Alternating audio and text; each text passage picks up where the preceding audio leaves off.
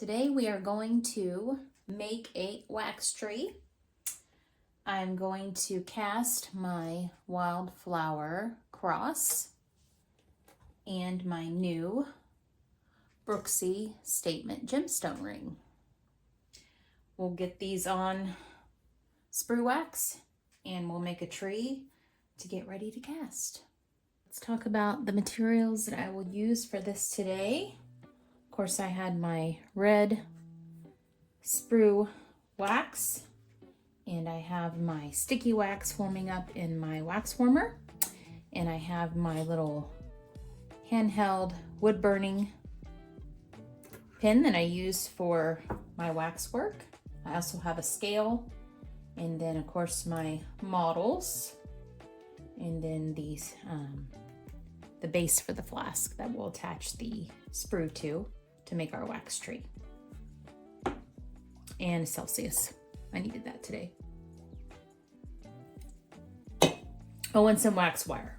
Start with the Wildflower Cross. I already have a little sprue on the end of this from when I injected the wax, so that's helpful. But I think I am going to add another one to the back side.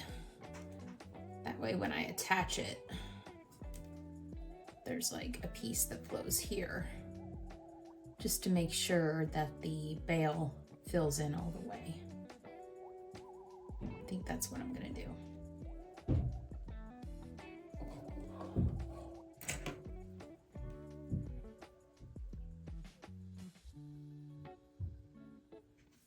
Dip it in my sticky wax and put her right there.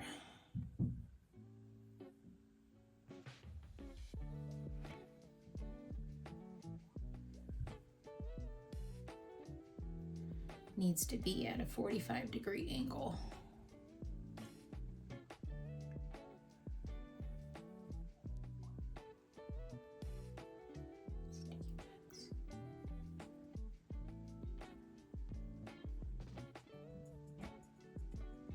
There's always a way with wax to get it to stay, which is so awesome. You can build it up, take it away, and it will work. I watch people go live, and now I know why, because you can actually talk to people while you work, and it makes it more fun. I don't really know what to talk about. I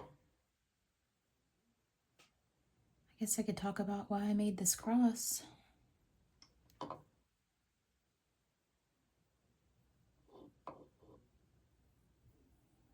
Kind of going through a difficult time. I just thought that it kind of reminded me of my faith, and Jesus can take something that's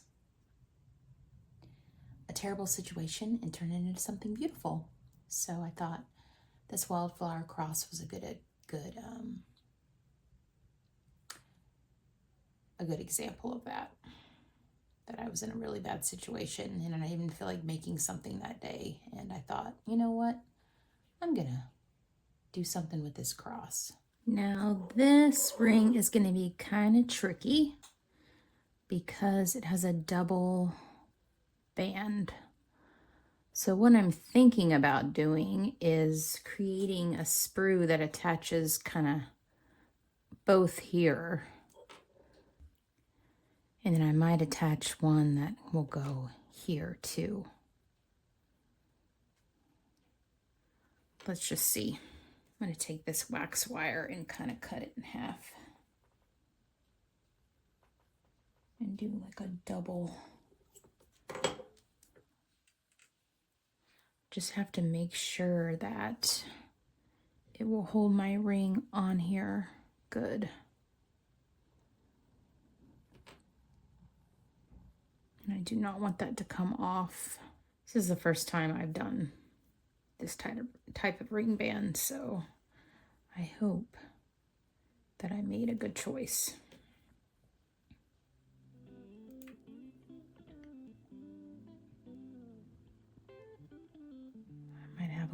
more cleanup to do than I wanted, but it's okay. So essentially when that metal flows through, it'll go pew, and hopefully fill in that whole area there. Let's make my little hole here.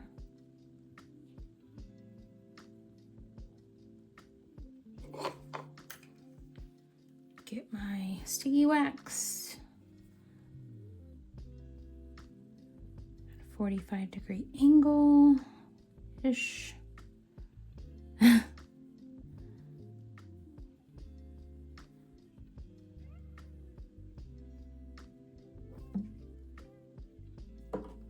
Oh, it's really hot. Felt that on my hand.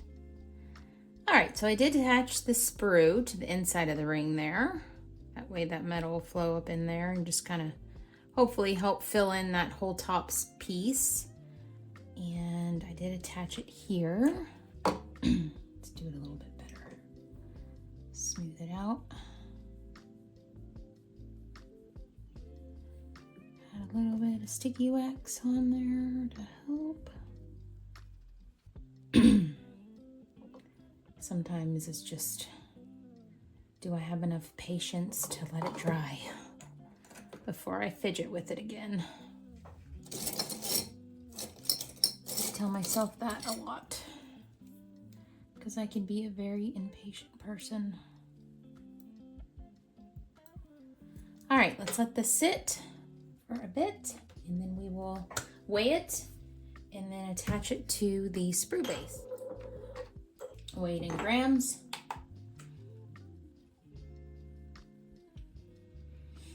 I'm gonna maybe guess 5. Let's see how close I am. Oh, 5 grams. Man, that's awesome. Weigh it on both of my scales just to make sure.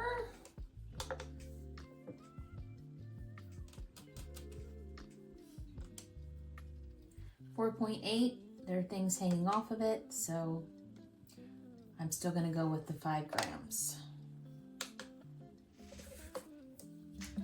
Get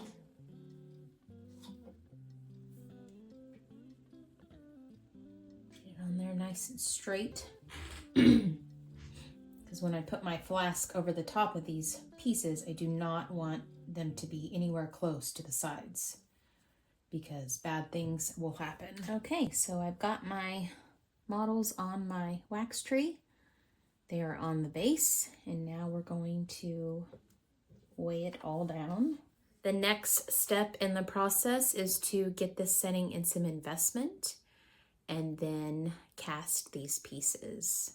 I'm really looking forward to seeing what happens because I would love to be able to get these cleaned up and take pictures of them and put them on my website for purchase. So until then, I hope everyone has a great day and I will talk to you soon.